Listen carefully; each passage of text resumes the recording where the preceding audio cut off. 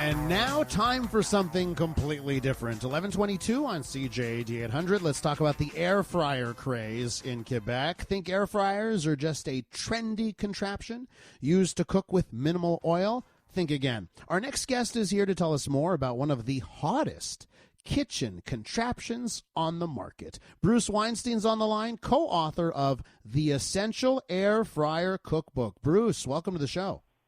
Hey, Elias. Thanks for having me on. Listen, you're the guy to talk to if you're the co-author of the Essential Air Fryer Cookbook, so I love this. I have been using so I have one of these air fryers that's also like the combo of the toaster oven. It does it all, 18-in-1 kind of contraptions. First things first, Bruce, let's talk about air fryers for our listeners that have not been infected by the air fryer virus.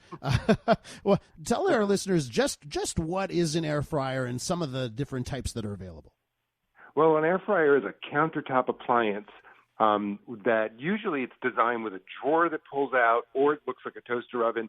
It has a super high-speed fan, blows superheated air around the food, and unlike a convection oven, which blows slower and just keeps a constant temperature in your oven, an air fryer is designed with high speed so that hot air blows across the surface of the food. You put a tiny bit of oil on the food. You could spray it on or just toss it on, and that allows the outside of that food, whether it's a French fry or a chicken breast or an onion ring or a pork chop, to crisp and get amazing.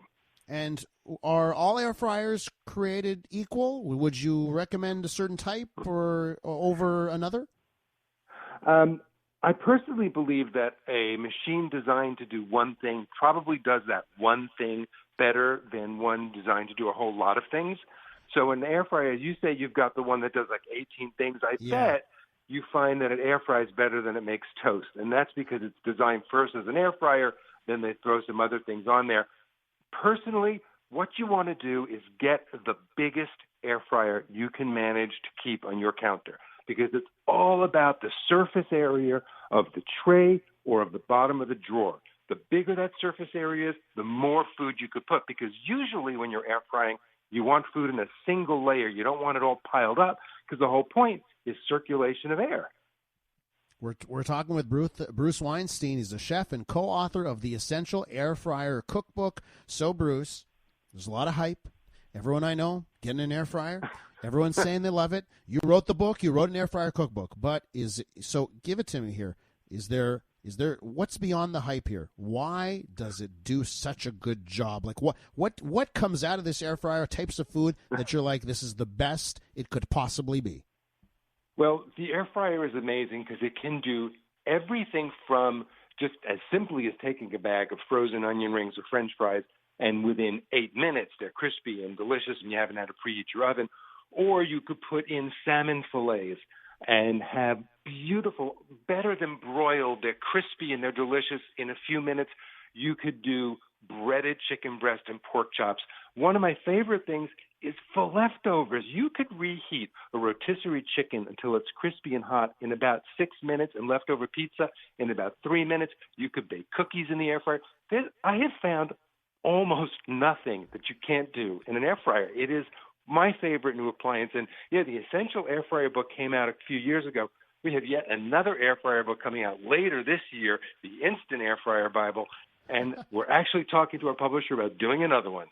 Okay, well, and you know what? It's because the demand is there, right? Like I see people, they're cooking the ribeye steak in the air fryer. And even for me, I'm like... Yeah. Steaks are great because they cook from both sides at once. You don't even have to turn them. Now, the thing to keep in mind is the fattier the food you put in. So you're not going to add any oil to a steak or to a chicken, chicken wings, but they're going to give off a lot of oil. So there's going to be a little bit of smoking happening with those, but still worth it. One of my favorite meals in the air fryer is I dump in about 2 pounds of chicken wings cut into pieces. Takes about 35 minutes at 400 degrees. Toss them around every few minutes. They come out tasting just like they were in a deep fryer, as crunchy, but all that fat is now at the bottom of the air fryer. You're not eating it, and it is delicious. Okay, can we just talk for a second? You said all that fat, all the oil, the fat goes to the bottom. You're not eating it, right? But then it brings me to the cleanup of this thing. Is this air fryer, is it a hassle to clean? Depends on the model. Some are easier to clean than others. If you have a greasy mess like from the chicken wings, let it cool a few minutes. And then just, you could do not pour that grease down your drain. I don't care whether you own your own home or rent it. It does not go down the drain. And then you could just throw it out. Most of them have a nonstick interior, so it easily wipe it out with a paper towel and a quick wash in the sink with some dish liquid and a soap. And it's really not that hard to clean, but you must clean it. I have been to friends' houses to cook dinner, open their air fryers, and found them so full of stuff that they've never cleaned them. Clean your air fryer. Bruce, what's something? Knock my socks off here with something that nobody would think. Oh, you can't put that in an air fryer, can't you? That could be a game show, by the way. Can you put this in an air fryer? What would surprise our listeners? Well, one of the favorite recipes I have in the book, I do for air fried Snicker bars, and they're so great. I take the little mini Snicker bars and I put them in the freezer. That way they don't melt completely when you air fry them. And then you toss them in flour, a little beaten egg white, and then graham cracker crumbs is the key for those. And you double thick them. You give them a light spray with canola oil, put them in the air fryer, and it is like the best state fair deep fried candy bar I've ever had. I absolutely love that. We got dessert happening in the air fryer. I'm going to ask you one last question here. Yeah. Because you mentioned the chicken wings, and there's got to be something that you won't put in this air fryer, right? Is there something that's a no-go zone? The thing you want to avoid are batters. You could put things in without any coating, and that's fine. You could put things in with breaded coatings. What you can't do, though, is wet batters, because you're putting the food on a tray that has holes in it, or you're putting it on a rack, and that liquid batter will run right off. The hot air will blow it right off. So that is the only thing that you can't do in these liquid batters. But other than that, there's almost nothing you can't do. You could do blooming onions, even though those are usually battered. If you put them into a little egg and then coat all that wet spot with breadcrumbs, they come out so delicious. So there's almost nothing you can't do in an air fryer.